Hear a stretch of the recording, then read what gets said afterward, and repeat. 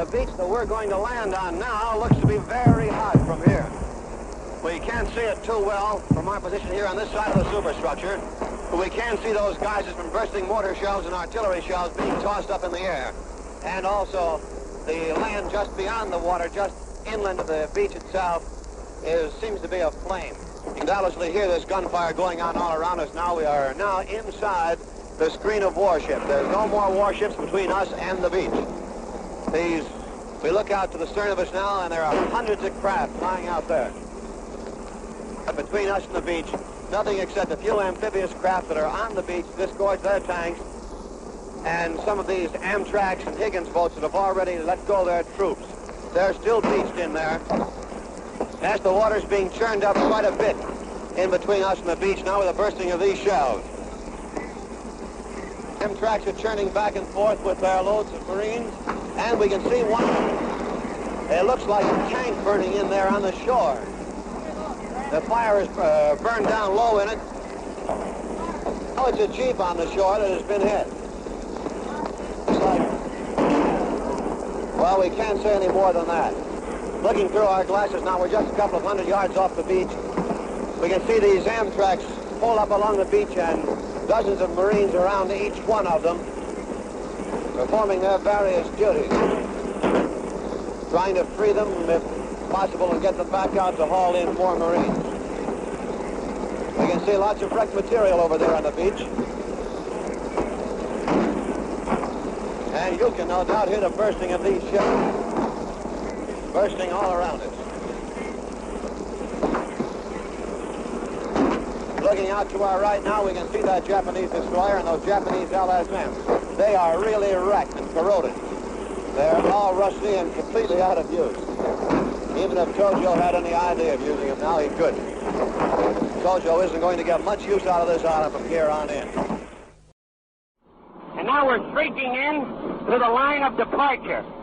That means we are going to the line from which we will shortly leave. You can hear our motor, the engine of this tank lighter, roaring as we move quickly through the water up to a distance of about 2,000 yards from the shore. There's all hell to pay directly ahead of us. The beach looks as though it's practically on fire. We've now heard word that casualties in those first waves were very light. The terrific roar around us is coming from, mostly from our own amphibious tractors. There go American dive bombers going down on the beach, back of the beach. We can see the beach very clearly now. I'll tell you one thing, I'm thinking right now of my home, of my wife and my little daughter, and I hope they're all right. And I hope I come back to them all right. That's about what you think of now. I tried to get some of these men to talk, but I know deep down that's what they're thinking of. Oh, they're big Jap stuff dropping in the water up ahead of us a little. We'll probably have to go through it. There's great clouds of black smoke. What was that? Huh? Oh, yeah. Oh, we can see machine guns on the cliff now, directly ahead of us, firing out at us. Boy, they're coming straight at us now. I think we're a little out of their range. I'm not sure. I hope so. The fire, the whole wall is covered with smoke. There, we've hit it. We're grounding on it. We're up on it. We're up on it. In a minute, the ramp will go down, and the men going to stream out. Non-com has just wished everybody good luck. Everybody's sort of machine gun just fired. Our machine gun just fired from the half track. 3 or 4 shots. You probably heard it. The men are now going out ahead. They're moving out ahead of the half track. Boy, it's up to my knees. I think my pistol got wet. I don't know. It's pretty high. I'm moving away from the half track now. The men are motioning to each other to move forward. The surface of the coral is quite level, although it's bumpy, but it's not, at least not jagged, not full of foam. What's the matter? Hey, spread out! Spread out! Hey, John, I'd like to be in there with you.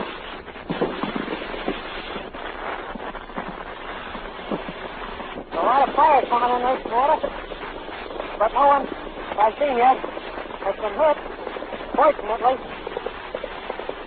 It's amazing you can't see anyone in the beach. You also see a Marine running along through the coconuts. There's one boy been hit. One boy's been hurt now. They're putting him into the rubber boat. 4 men putting him into the rubber boat. I don't know who it is. Can't see him. But he has been hurt. And they've got him. He's lying on his side. Another boy's just been hurt. No boy's been hit. But I think he can kill. The officer is hollering at him to get him. No, he's all right. He's climbed into the rubber boat. I guess he's all right. There's a lot of fire around us now. We're almost at shore. I should say about 100 feet or a little more from shore. There are 2 Marines now in our rubber boat. Another boy's just been hurt. He's hanging onto the tail with both arms. They told him to stop while they stick a guy in the tail. Oh, there's one Marine lying on his back. Now we're at the beach. There's one Marine lying on his back with blood pouring out of him into the water.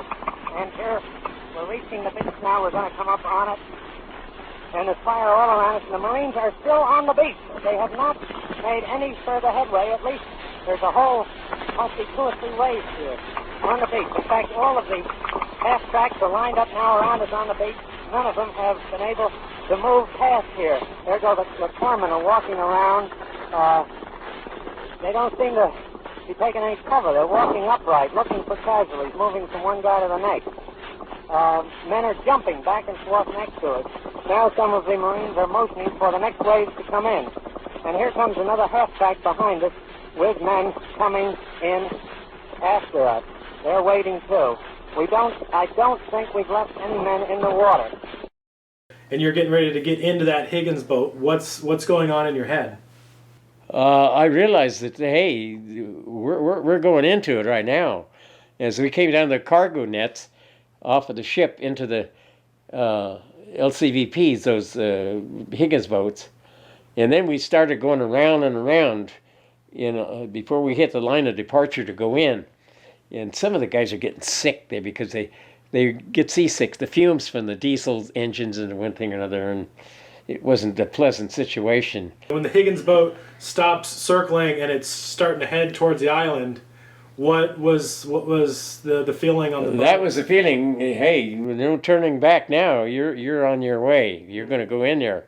So when we finally hit the beach, a thump like this, and that ramp came down, and we went barreling out of there into the black volcanic sand. I mean, that stuff was just, I don't know what it was. You couldn't dig in it. You couldn't do anything. You come in and walk back in as fast as you got into it. It would come back on top of you again. And I remember getting into there's so many shell craters along the beach there were from the, from the shelling that they had, that I had a little prayer book. I can remember that little prayer book. It was kind of ironic because I opened it up and I remember reading an act of resignation. I thought, oh my God, this is the end of it. I'm reading here, this is what you say before you die? That's what it was, an act of resignation. And I thought, I don't know.